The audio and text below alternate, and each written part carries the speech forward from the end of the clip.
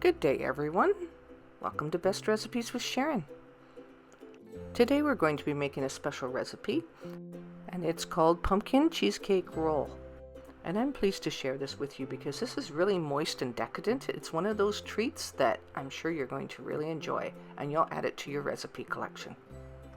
But before we get started, just a reminder, my cookbook is available on Amazon, and I've provided a quick link in the description below this video. And I'm pleased to say that my second recipe book is in its final stages of editing, and it will be available soon. And now, without further ado, let's get right to today's featured recipe. So we'll get out a few simple ingredients, and let's get started. Now, I do up the cream cheese filling ahead of time so that it's not so rushed when you're ready to use it. So let's start with that. Add about 8 ounces or 250 grams of cream cheese to the mixing bowl. And dump in 1 cup of confectioner's sugar. And then I use 1 teaspoon of pure vanilla. And finally 6 tablespoons of softened butter. Now whisk this together until it becomes smooth and creamy.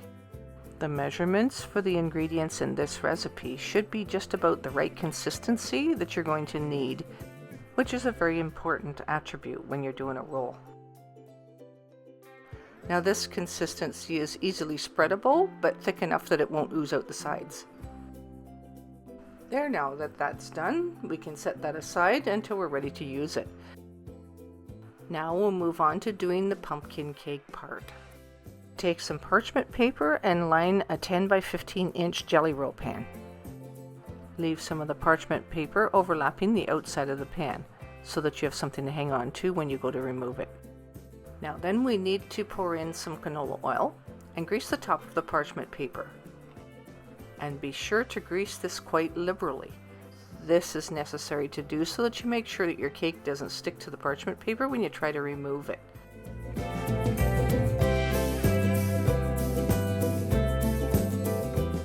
Okay, so on to making the pumpkin cake batter.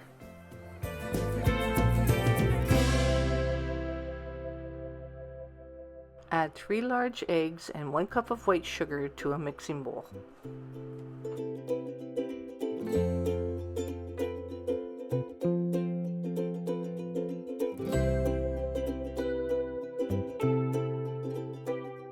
Whisk this together until it's frothy and thick, so for about 1 minute.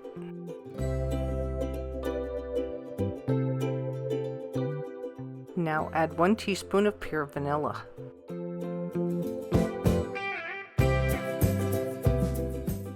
These are 1/3 of a cup sizes, so I used 2 of them. Add a total of 2/3 of a cup of pumpkin puree. Give that a little bit of a mix just until it's combined. Take a measuring cup and add 3/4 of a cup of all-purpose flour, half a teaspoon of baking soda, and half a teaspoon of baking powder. And finally, 1/4 teaspoon of salt. All 4 of these ingredients are in the measuring cup, so just add them to the batter. And then also add 2 teaspoons of pumpkin pie spice.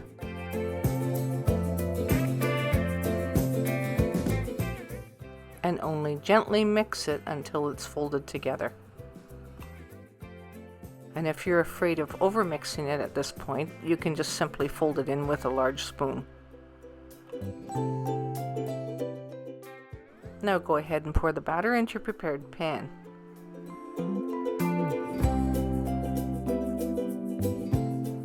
Bake this in a preheated 375° Fahrenheit oven. Place it on the middle rack and set your timer for about 13 minutes to check on it, but I found that it took between 14 and 15 minutes for it to cook through properly. It should be lightly golden like this and just slightly pulling away from the sides.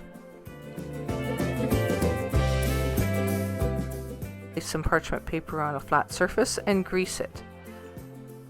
Then I have a board that I use and I just turn it over, like flip it upside down onto that board. Just makes it a little bit easier. and then just remove the pan and the parchment paper.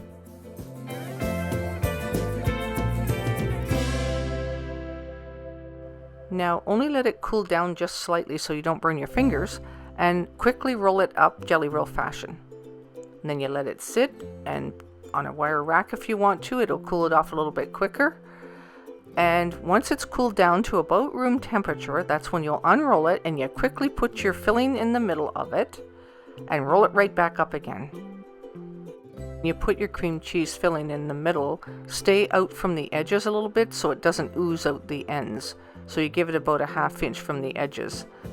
And I place it right away in a fridge or freezer until it's completely set. And you can cut off both ends to make it look better for serving.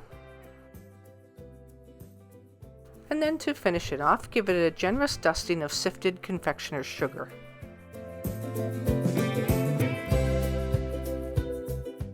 There, now it's ready for serving. Would you like a piece? Now I like to serve this really cold, so you can keep it in your fridge, but I keep it in the freezer after I've cut it into pieces, and it's perfect served that way. You can take it straight from the freezer and eat it right away because it doesn't freeze completely.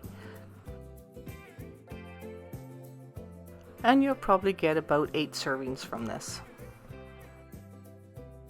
Now I'd like to take this opportunity to thank you for watching today's video, and a special thanks goes out to my daughter Michelle, who gave me this recipe. Please take the time to subscribe and to leave a comment in the comment section. And until next time, happy eating!